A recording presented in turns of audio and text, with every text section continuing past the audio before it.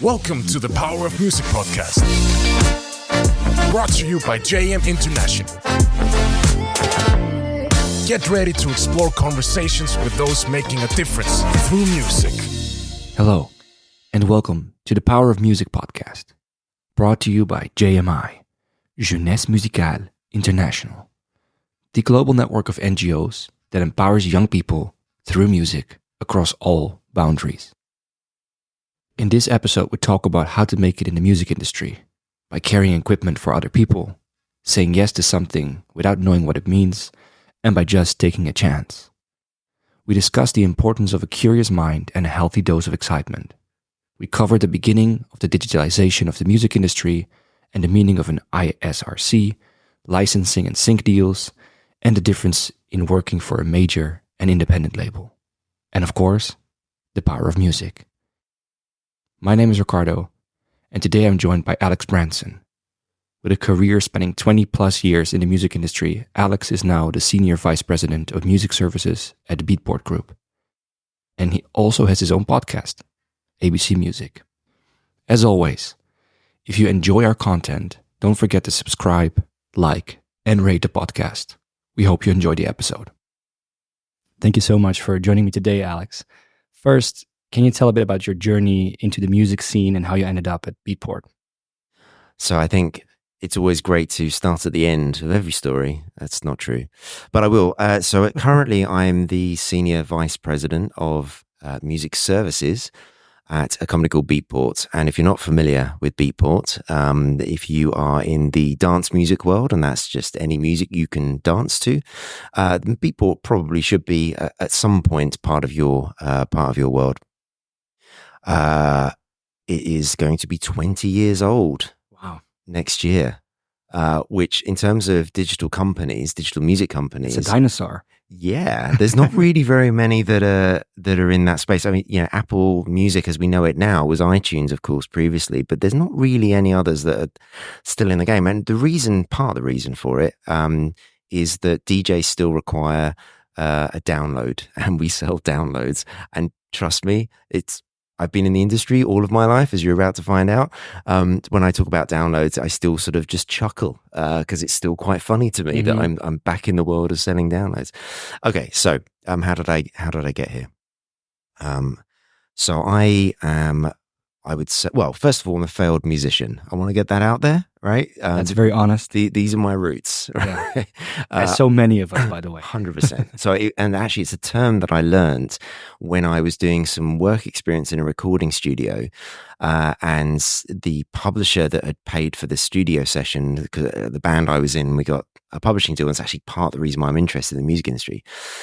He said that he was a failed musician, and it really stuck with me because it sort of made me think at the time that'll never be me, because I still had illusions of grandeur and the aspiration of being a performing artist for the rest of my life. But thankfully I'm not, because no one needs that. But so after that, in fact that experience of being in a band, and I'm a classically trained trumpet player, first of all, but I obviously, got a bit older and found beer and other things. What music were you making?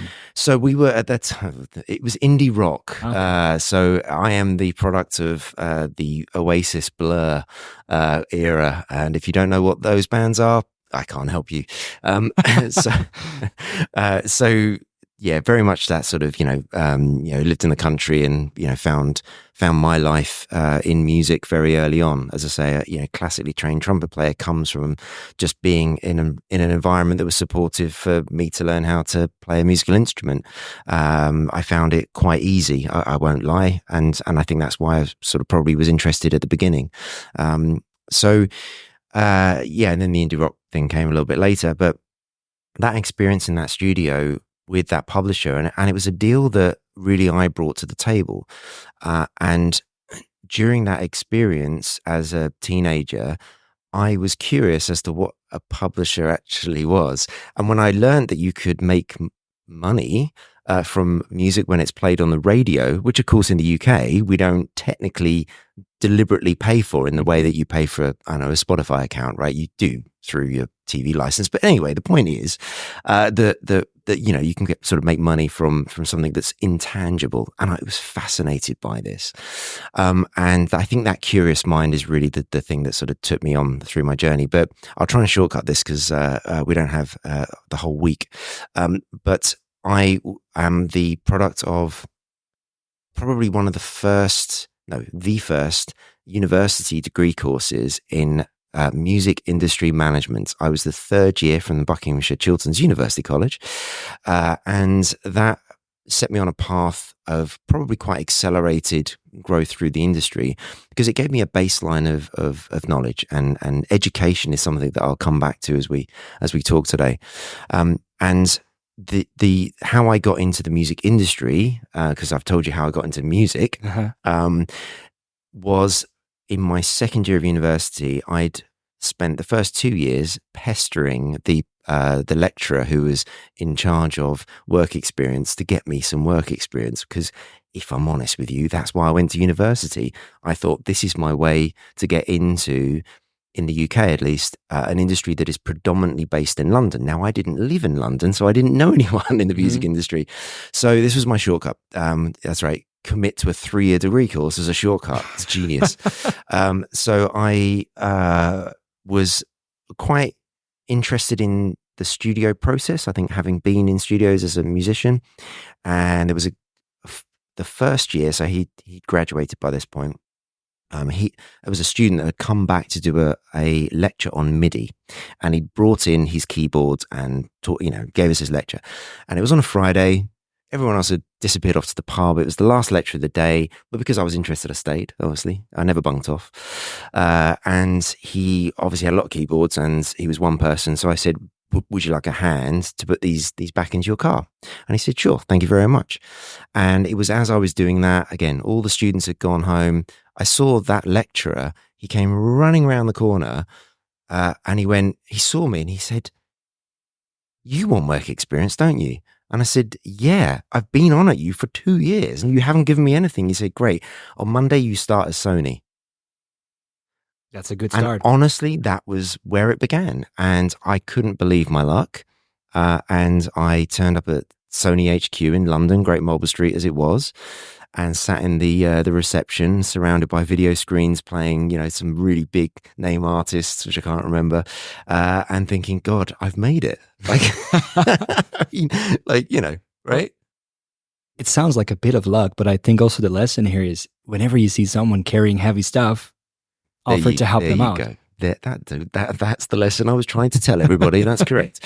And honestly, I think my career has been a mixture of mostly luck and just that curious mind that I mentioned earlier. And I found myself, and I know it's a little bit cliched, but my first job in the music industry was working in the post room of Sony Music. And I spent a week as part of this work experience pushing the mail carts, because people used to post stuff to each other in those days. Yes, I'm horribly old. I know you can't see that, but it's very true. And what was great about that experience was that I got to learn, and it was a 6th-floor building where everybody sat. I knew where all the different labels were. I'd learned who did what at the company, because I had to give them their mail. So I had to know who it was and where they were. And that was a really, really good experience, because I really just went for it. Like, honestly, just went for it. Got to know the team, started asking questions, like seeing who I could sort of, interrupt their day a little bit and just kind of go, so what does it you do? So probably very annoying. And that progressed to the next week, which was working for the record label Epic. Mm-hmm. And quite frankly, I don't think they really knew exactly what to do with me. But I sat and asked questions, and I remember, this is going to take me back. I worked in the press department for a bit, and they would get all of the newspapers and magazines every day or week or month or whatever the cadence was, and they would cut out the articles that were related to the artists on the label, and they would stick them into a book and then photocopy that and then hand out these photocopies to the executives that were relevant to those particular artists. Wow. I know. I told you I was old. This is even before Beatport, I assume. Oh, this is a little bit before Beatport. Yeah, that's correct. But great experience nonetheless. To sort of like see and learn. Like what everyone's doing. One of my favorite moments from that was I used to watch Fresh Prince of Bel-Air. Mm-hmm. That TV show. Okay, and there was a young girl in there called Tatiana Ali, and of course, I'd grown up with her, so to speak, and she was just signed to Sony at the time. And one of my greatest memories was one of my jobs in that 1 week was to go and buy her lunch from the local shop, right? Because she was just in for an hour's meeting. So I spent, I would say, a good hour and a half trying to choose the right food for Tatiana Ali, who I thought was amazing, and took the food into the office and sort of gingerly handed it to her, and she sort of looked at it, put it to one side, and I think she took maybe one tiny nibble out of the array of hand-selected choice cuts that I'd thought to give her anyway. But it cannot have been your selection. Impossible. Correct. Yes.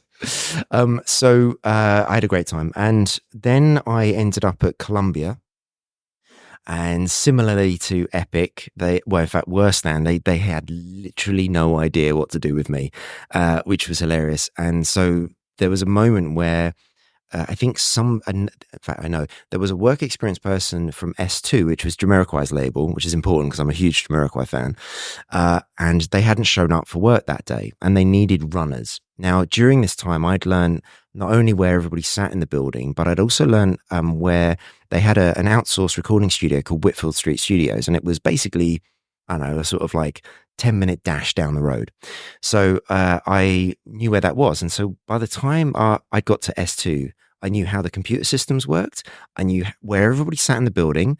I knew lots of people's names. I knew what they looked like. I knew where this Whitfield Street studio was. And so by the time I got to S2, I did maybe a couple of days there, and I spent my Friday sitting on a ledge with Sam Winwood, Muff Winwood's son, putting VHS cassettes in boxes that we'd make up for promo. Yes, again, horribly old. Mm-hmm.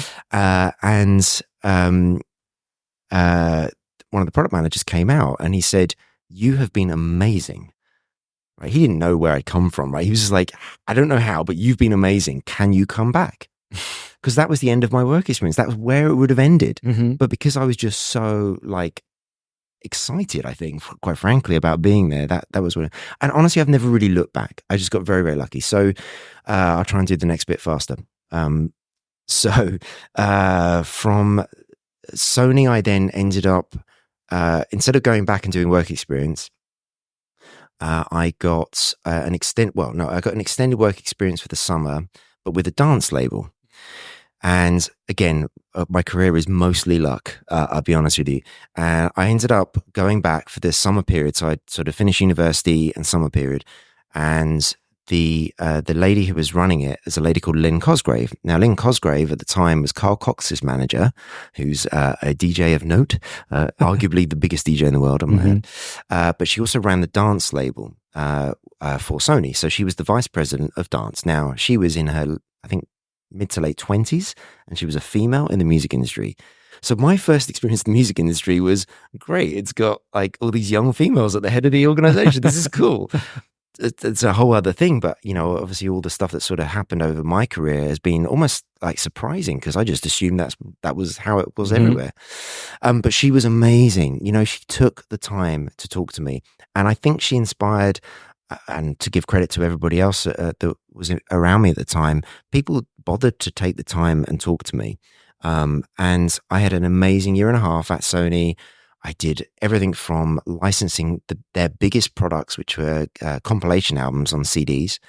Gatecrasher was their sort of big sort of one that they did. I product managed 2 albums, one with Josh Wink, right?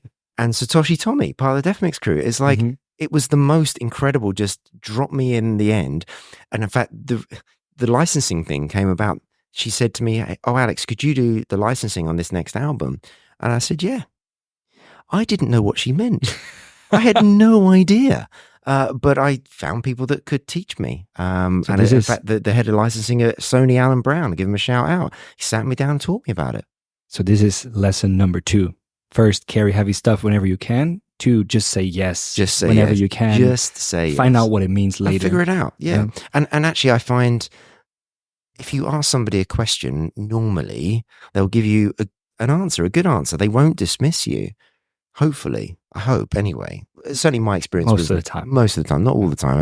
I do appreciate that. But yeah. So again, this was kind of the thing. This is just what happened to me, and so from there, I got headhunted for the first time by the marketing manager who was at that label, and he went off to set up his own thing, a thing called Fantasia, which was like one of the very first dance compilation albums. And don't forget, I'm an indie rock kid, right? And I'm in the middle of the most amazing dance people ever, like VIP rooms at Bedrock. I used to help Lynn at her Bedrock nights with John Digweed and Sash. I mean, you know, it was kind of like a really crazy time for a teenager.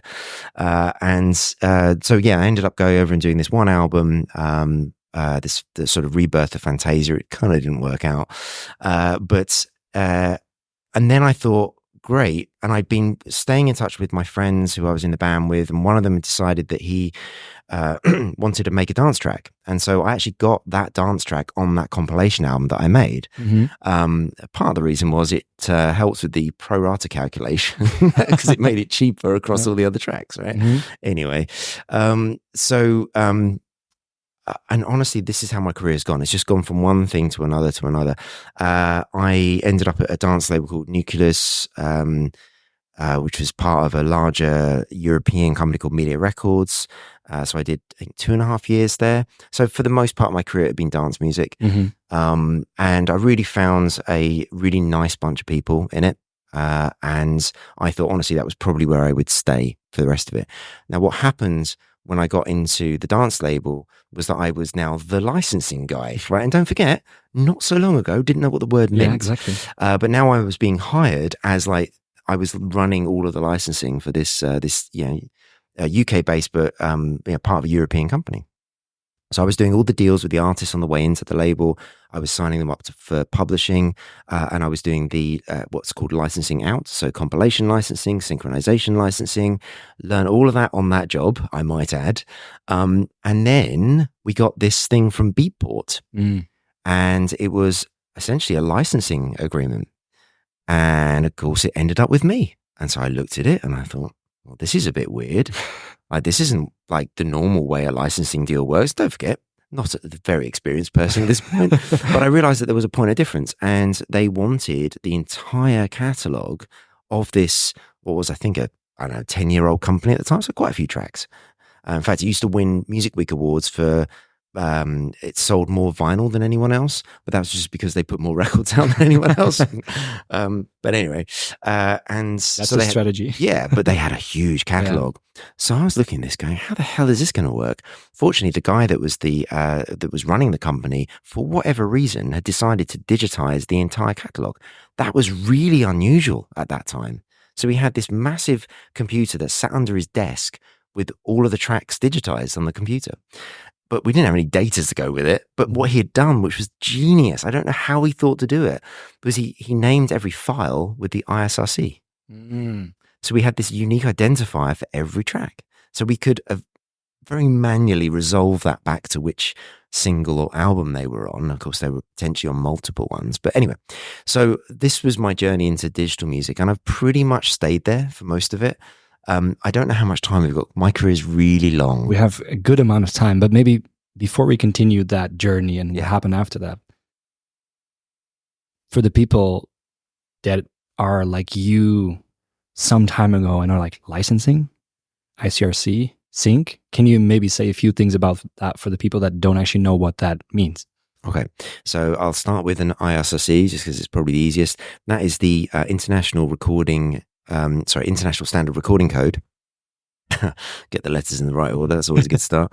And it's it's used by the entire music industry to identify the individual recording. Now, there is a similar sounding code, but not to be confused, for the song, which is ISWC, International Standard Work Code. And they are used in what's now called metadata, which didn't really exist when I started in the music industry. We called it label copy, which was, the artist name and the track and, the name of the album and the genre, perhaps, maybe the territory, if you bothered with that. So ISRC, licensing. So when I can mostly speak about the UK copyright law. And copyright protects the creations that people come up with. It works for dance steps as much as it does computer game code, right, or whatever, right? So it's the same Copyright Act. But the process of licensing is you establish the ownership of the copyright, but if you want to do something with it via somebody else, you need to grant them the permission to do that, and that is. Another word for that is a license. Typically, those licenses are in the form of a contract, a written contract, often, mostly, I'd say, and they will set out the terms of use. So what are you going to do with the music, and how long do you want to do that for? What are perhaps the formats, etc.? All of those kind of conditions are stipulated within the agreement, but that's the licensing agreement. And then why would an artist want to license any of their music? I mean, it's obvious to us, but maybe for the listeners. Okay, good. That's a good question. I would say that if you make music, typically it's because eventually, and maybe not at the beginning, but eventually you want other people to hear it. And unless you own the platform that all of your friends and family and schoolmates and whatever else, and your hopeful fans you may never know personally, unless you own the platform to deliver that to them, then it's more likely you're going to license it to somebody else because they own the platform, and obvious ones are SoundCloud and YouTube and other things like that. And of course, in my day, the internet didn't exist, or not in the form that we know it today. So it would have been licensing to a record company so they could make a CD or a vinyl or a cassette. Yes, I remember cassettes. And that, again, you'd require a license for that. There are many license types, so I won't go through all of them, but they are the basics. Yeah. What happened from there? Yeah, so I did a lot of things very quickly, and I would recommend you sort of not get too baked into one particular job or career or company necessarily. It can limit the speed with which you learn. And during that period of time, so that first license, that Beatport license, was what I think awakened me to what was about to happen. So during this time, there was something called Napster that had appeared on the scene, and it was a peer-to-peer file sharing network. And there were no licenses. First of all, they had just used other people's music to deliver it to the listening public, and no money was exchanging hands at any point. The music industry obviously saw this going on and said, hang on a minute. But of course, during this time, you had this sort of concurrent process where people they see an opportunity and they go, great, okay, cool. I can make a legitimate version of it.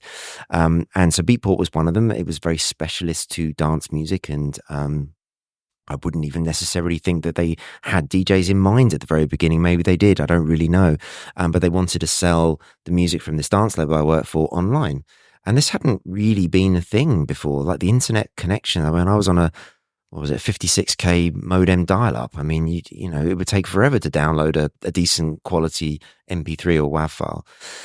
So technology needed to catch up for that to be a thing, first of all. But so I fell into this world, I'll be honest with you. And what had happened was that record label was a member of a trade body, and trade bodies represent the collective kind of voice of different parts of the industry. You get them for publishing, you get them for featured artists, you get them for record companies, of course, both what's called major and indie. Majors typically are Universal, Sony, and Warner. I've worked for two of those and worked with the third. So I'm not like solely indie to the heart, but probably bleed indie. And they were part of this trade body, and the trade body had seen this thing happen with Napster, and they were like, what do we do? how do we advise our membership? And so the kind of collective brains had started to think about this. And there were a couple of guys, Gavin, Gordon, and Steve, and they'd all had experience at the Collection Society, so the publishing side, and they had been involved in the creation of what's called the Joint Online License, which allowed for the transmission of music, both song and recording, to be transmitted, if you like. So, and that was for the song side, and PPL is all sort of wrapped up in this as well. So they had designed, arguably, the very first digital supply chain company, and it was called Rights Router, and it was partly owned by the trade body. And what we were doing, and basically I left the record label and did this because I was fascinated by what they had started to do. And when I joined, I think they had 5 fields of metadata in a spreadsheet, and they had started to build this online database. Now, I say that, and honestly, at the time, I had to ask what the hell that was. It just wasn't a thing. Like, the idea of cloud storage wasn't a thing. Mm-hmm. You couldn't do it. Didn't exist. And so what they created was this contracts engine online, and you could type into a UI a contract. You could say, I have a store, a download store, and I want to use music in this particular genre, in these particular territories, and I'm going to pay this amount of money, right? And they'd created a framework for these contracts to sit. And what you could do is you could then throw the metadata at it, and the things that would fit with it would stay, and they would create a master file of what could be sent to these people. Now, I'm saying all this in like weird ways because we didn't have cloud storage, we didn't have server-side encoding, we did all of this offline, other than this one database that held the contracts and the rights, because it was quite light. Like, data's quite light in that sense. But the actual audio is quite heavy, so to speak. So all of the audio sat in external hard drives, and it only existed because people like me were ripping them from CDs. And by the way, this is on behalf of the record companies, not illegally. I'm like, just to sort of make that point. And so what the system would do is it would say, plug in hard drive to be read, right? And it would extract the 3 WAV files that were on that hard drive that would fit with that contract, right? And then it would say, plug in hard drive 22BH blue. As you go and find that, and you plug it in, and it would pull out the 56 WAV files. And that was how we did it. And then the system would encode and package into the desired formats. And at that time, we were doing everything from very low bit rate MP3s, Windows Media Audio files, higher bit rate files, WAV files, the whole thing. And it would package all these different file formats of the same music together in a folder structure on another external hard drive, which we would then post to a Beatport or iTunes or whoever it was at the time. That was what we did. So nowadays, when people talk about digital distribution, I was there at that point, and it wasn't called digital distribution. No one knew what to call it. So anyway, so that was kind of what I was doing, as well as being in the trade body, doing the very, very first collective licensing negotiations on behalf of the record companies. And really the only difference between what I was doing and what Merlin does, and if you don't know what Merlin is, it's they represent pretty much the global independent voice, I would say, in terms of licensing and rights into all the DSPs. And the difference was that the contracts we were doing were actually directly with the record company and the DSP. So you'd get the contract as the record company, and you would sign directly with the store. And of course, these were record companies. They didn't have any technical capabilities. They maybe, if they were lucky, had an IT person that they didn't have that 23E blue system going on. They did not. They did not. No. And look, very quickly things kind of grew up around us, and got very kind of systematic, and companies like Ingrooves had come on the scene, and I ended up at Ingrooves after this, because of course in these days there was no money in what I was doing whatsoever. So maybe another life lesson is sometimes you just got to take a chance. Like if you're passionate and interested in it, just go for it. I mean, the worst that can happen is nothing at all, right? Oh, the worst thing that can happen is that at some point you can be a guest on a podcast and you can share the amazing stories. That's correct. Oh, wait, hang on a minute. Oh, it's like life imitating art, or the other way around. So, yeah, I mean, you know, these feel like very old stories now, but that company went through lots of different iterations, ownership, and all sorts of things, really. And there was a point where I was left running the company because the management team had decided, like the founders had just decided, we can't do this any longer. It had been bought by an American telco, which was on the NASDAQ. They didn't understand what they bought, that sort of story. So they ended up selling it to a royalties company, which still exists to this day. It was bought by The Orchard. And that was kind of where I left that part of my life, I suppose. And technically I was out of work. I mean, I was consulting for this other company, but, you know, like the skills I had were pretty limited in the sense of where the industry was evolved, because it wasn't. And then fortunately I met a guy called Rob McDaniels in London through a mutual friend of ours, a guy called PJ Dooley, who I ended up working with later on. He's a fantastic guy. And I met Rob in London, and he had started this company called Ingrooves, and he'd only really occupied the US, North America.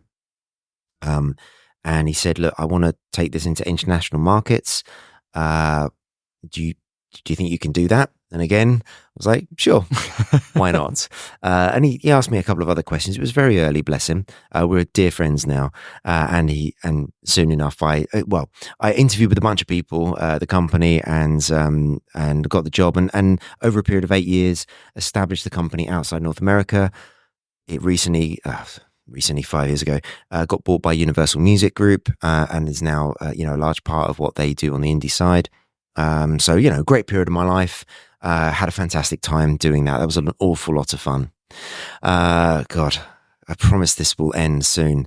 After Ingrooves, I got a call from Warner Music, and the call went something along the lines of, we don't have something like TuneCore. Will you come and build us TuneCore? Mm-hmm. And I'm doing a slight disservice to that. There's a guy called Elias Seton who now runs SoundCloud, by the way.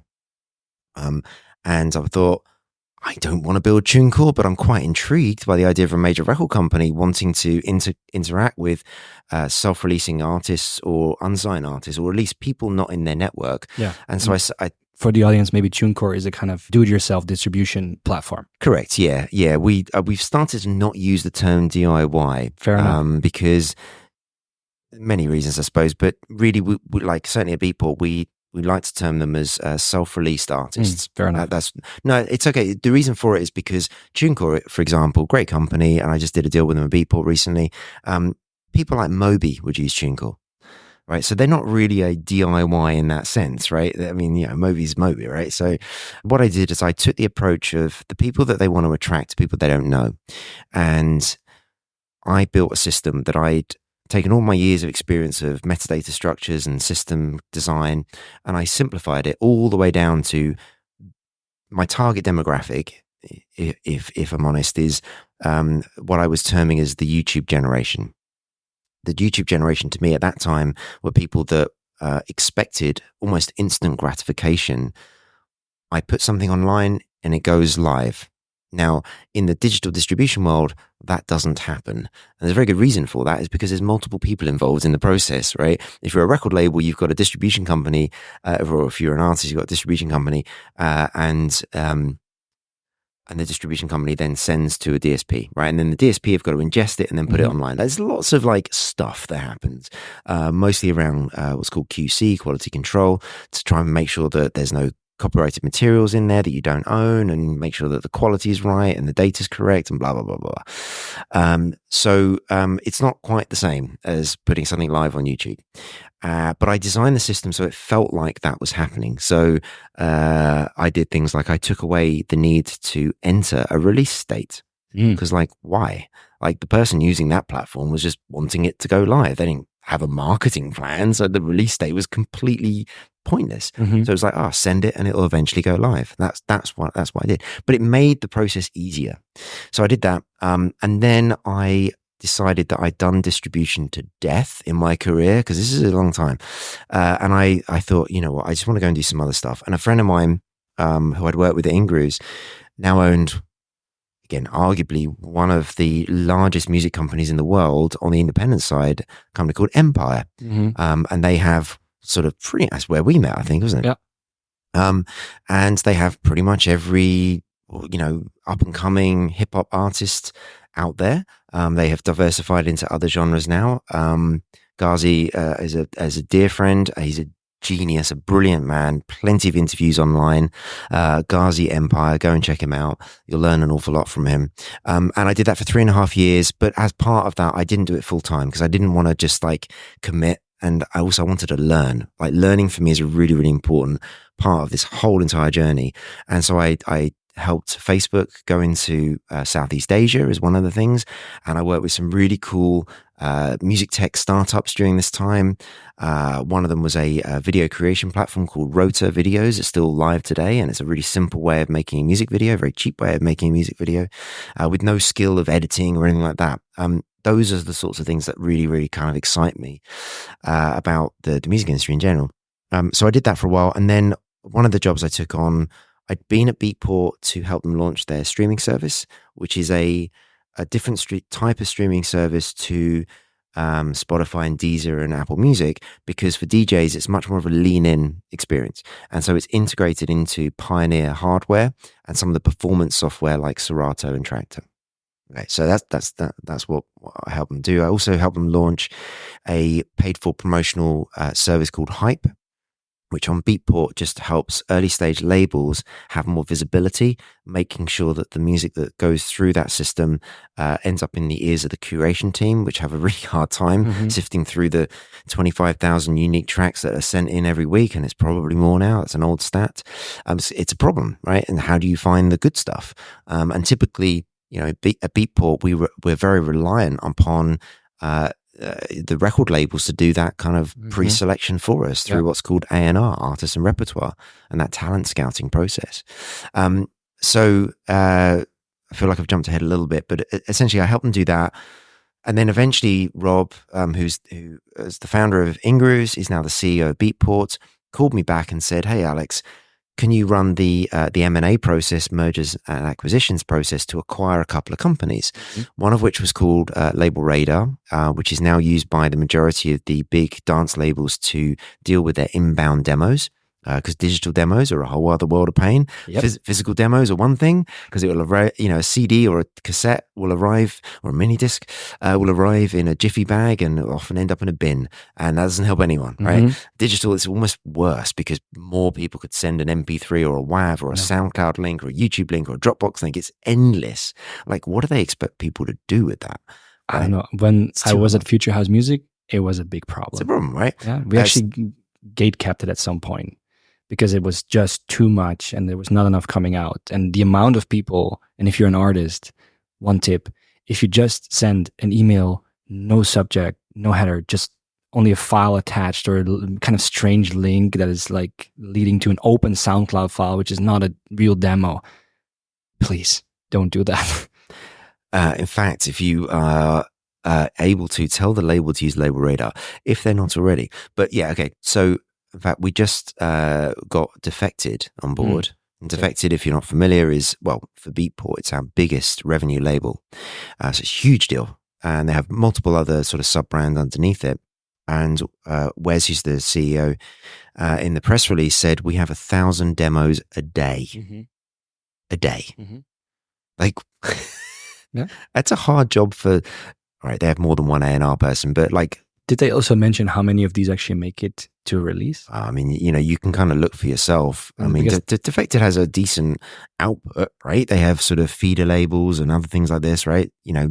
But there's no way they're putting anything close to a high percentage of that out a day. Yeah, true. And also, if we would give these stats, and that would actually inflate it incredibly, and I'm not sure if that's been done by Defected as well.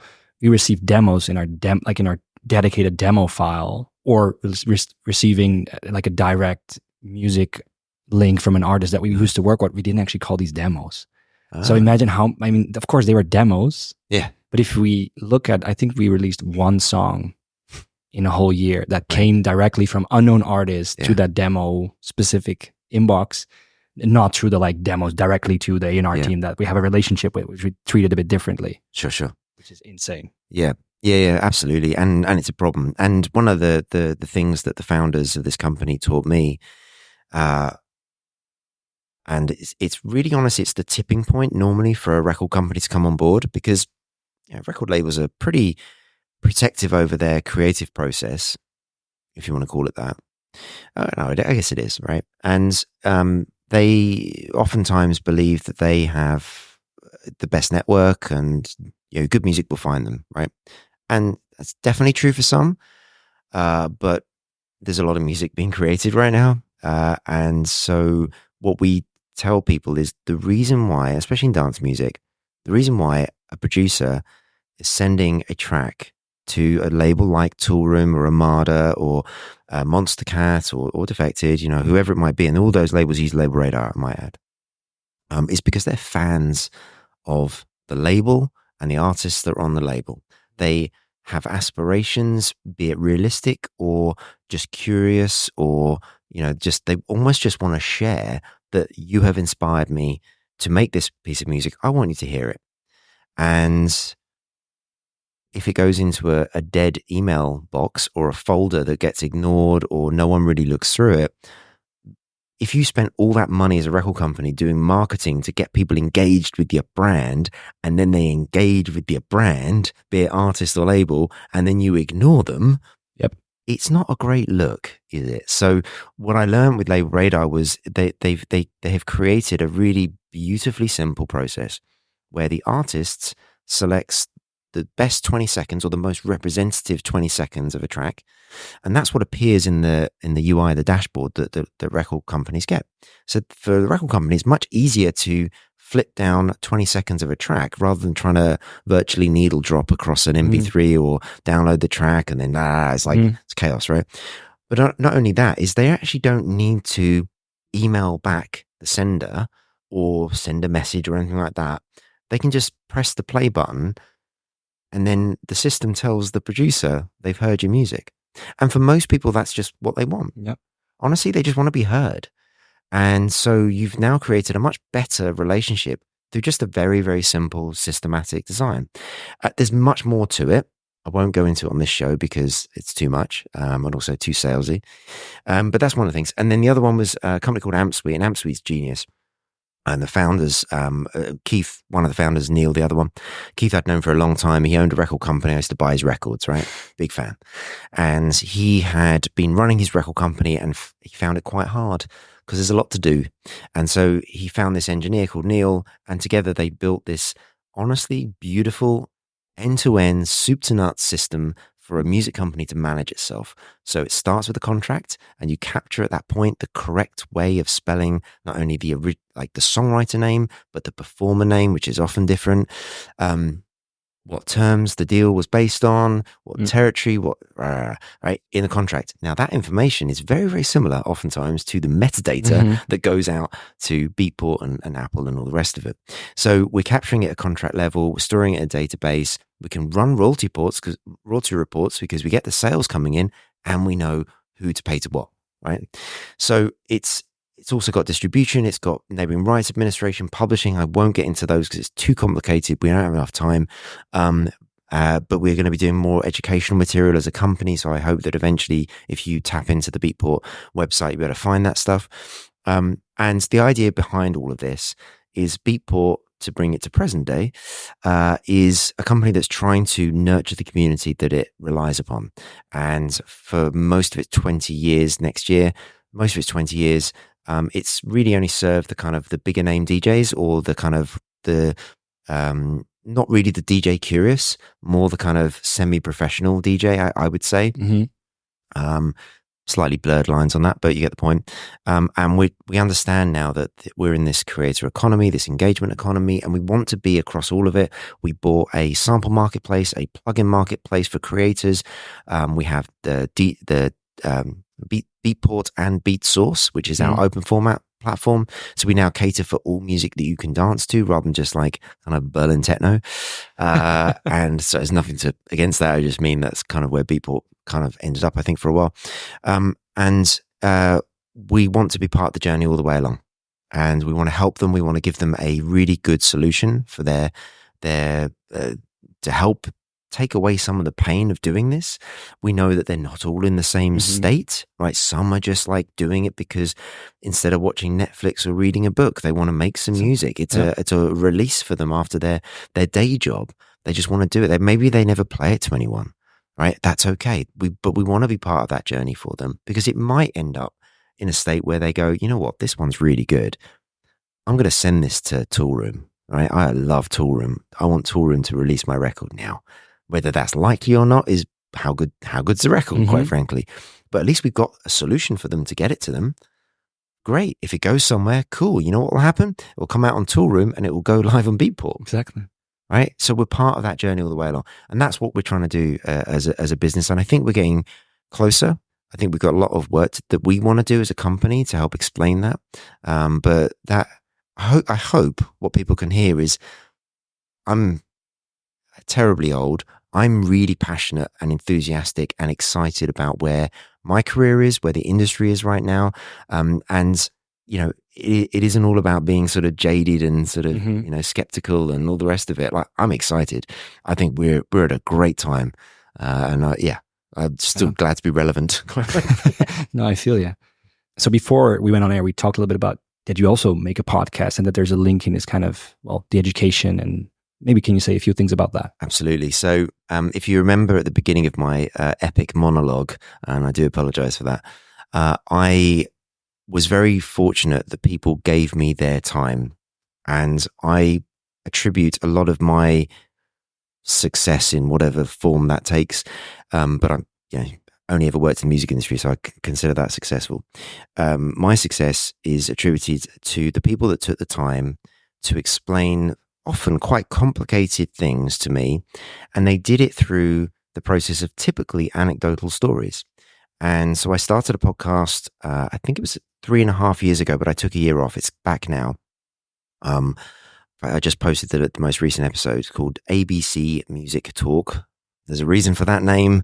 My name's Alex Branson, and at the time I was a consultant in the music industry. So ABC Music, and then somebody already had a podcast called ABC Music, so I had to add the word talk because, you know, it's talking.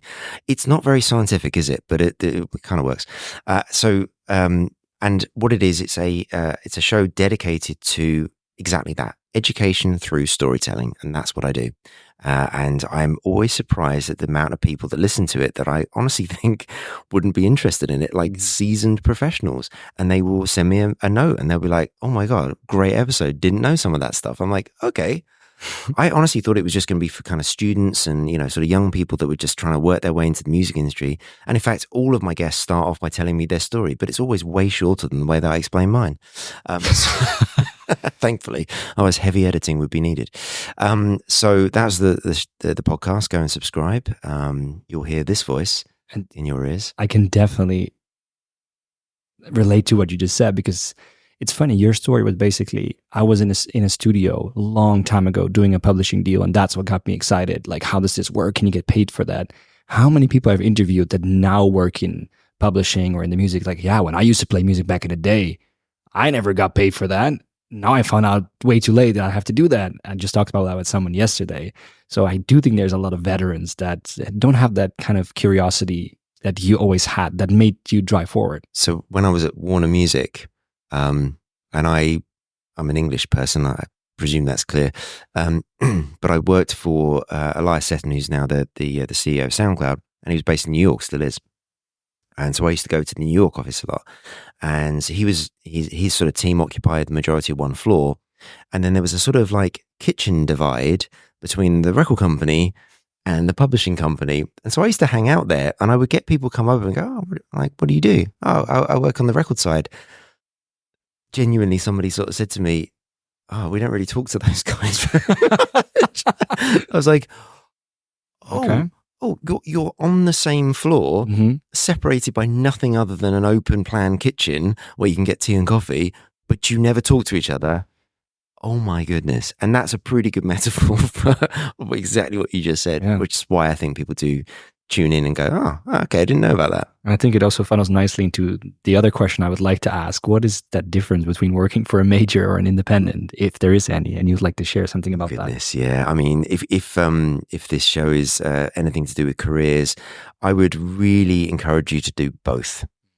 Really, really mean that from the bottom of my heart. I learned so much from both sides. Major record companies or large music companies, they're structured in a particular way that you would just never experience at an independent record company. They have dedicated departments that specialize in certain things, and the people that work there, certainly on the major side, are normally the best in the business because they can afford them, right? Fair enough. And I think that's great, and you know they're wonderful. I think the thing that goes wrong in them, which is where the indies always do much better, is that because of all of that kind of siloed specialism, departmentalized over floors and territories and layers of management that you find kind of put into them. I mean, these are bigger companies, right? So it's hard to kind of stay as nimble as an independent, but the internal communication, it moves slower. And of course, that is then reflected in the kind of the external speed that they can react to market conditions or things that just kind of happen. And so the people that often end up making the decisions, I don't always think are as well informed as the people who kind of come into contact with the issue or the problem or the opportunity in the first place. So something gets lost in translation through all the layers of management and reports. And I mean, I have so many good stories, but I won't get into them because it's not fair. But the indie side is amazing because, like Empire, all right, yeah, I guess because maybe my age or whatever, but, I get to work with the CEO, literally the guy that owns the company. He can make all of the decisions there and then. I would sit with him in a meeting in somewhere in Asia, talking to somebody, and he would just go, so do you want to do a deal? Let's just do a deal. Like, can we agree on this? Okay, cool. And without actually signing any paperwork, which you'd never get at a major company, he would get on his phone and he would set them up an account, give them their login details, and now you can send me the music for distribution. And I'd sit there and watch this and go, It's a different beast. That's a pretty short sales cycle you've got there. But, he could do it. It was his company. I mean, I saw him do all sorts of amazing things. I worked for lots of other independents. They've all been a version of that. I think that's a heightened version of it. Ghazi is an exceptional individual. But they're always not more nimble. As a person working there, you learn a lot more. You end up wearing, the phrase is you wear a lot of hats. And that's because they don't have all of this segregated, separated specialism in the departmentalization of their organization structure, because normally it's two people. And so as a consequence, you got to do more than one thing.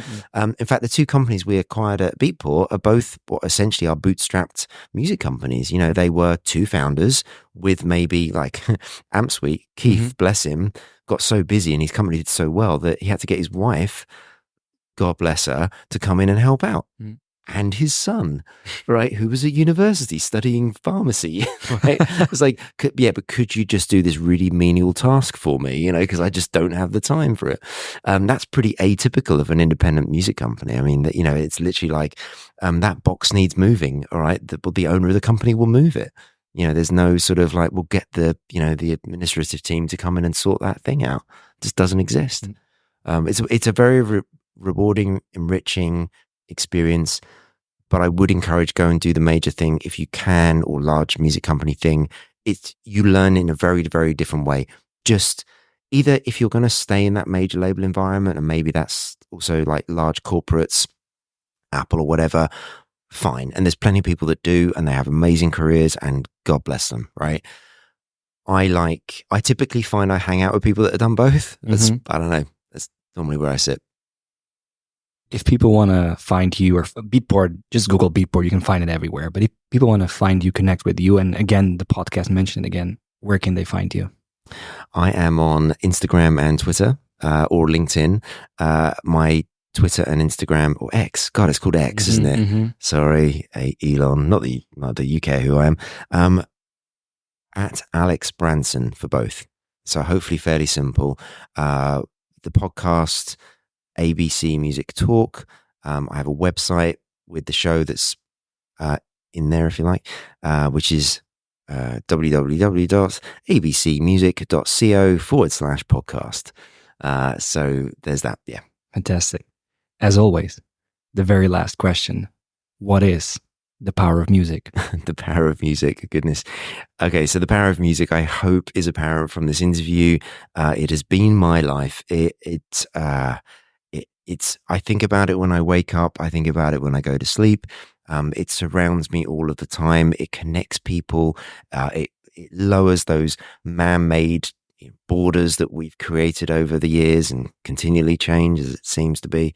And music transcends all of that. I have so many fond memories of being in, like, for example, again, Empire. We started to work with some Chinese artists, and they were talking in Mandarin and rapping in Mandarin, in fact. And I remember, Ghazi one time listened to me and he said, I have no idea what that female rapper just said, but it sounded great. And that's the power of music. It's a way of, it's a very human connection, I think. Thank you so much. You're very welcome. Thank you very much for listening. If you want more information about JM, or you would like to get involved, visit www.jmi.net. At JMI, we are on a mission to make the world more musical. That's why we created Mubazar, a digital platform that helps us manage all our musical activities across 80 countries worldwide, connecting musicians with opportunities to grow both personally and professionally. If you are a music professional looking for a better way to manage and promote your music activities, check out Mubazar. Created for music organizers, by music organizers, Mubazar allows you to run music competitions, workshops, camps, auditions, masterclasses, awards, events, and much more. Mubazar offers custom application forms, payments for your activities, jury tools, translations, analytics, and more. Mubazar is fast becoming the best place for musicians to find and apply for music opportunities online, and you can sign up today for a free organizer account by going to www.mubazar.com, registering, and then requesting to upgrade to an organizer on the right-hand menu. For more info, don't hesitate to get in touch via support@mubazar.com.